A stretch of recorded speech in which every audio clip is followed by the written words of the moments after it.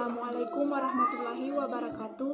Perkenalkan, saya atas nama Nurul Inayah dari kelas PGPOC Angkatan 2019 Fakultas Ilmu Pendidikan Universitas Negeri Makassar.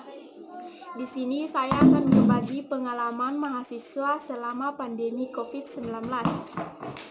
Seperti yang kita ketahui, sejak merebaknya COVID-19 di Indonesia, Presiden Joko Widodo telah menganjurkan kita untuk belajar dari rumah atau social distancing.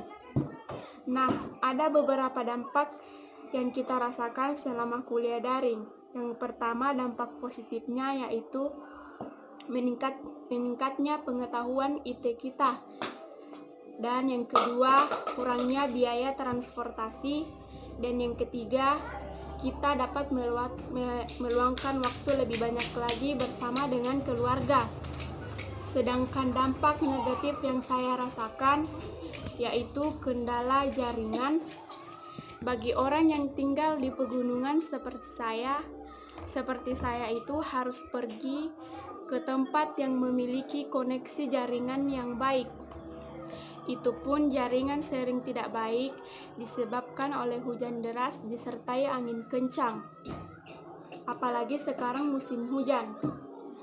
Hal itu sangat berpengaruh bagi orang yang tinggal di pegunungan seperti saya yang ingin melakukan kuliah daring.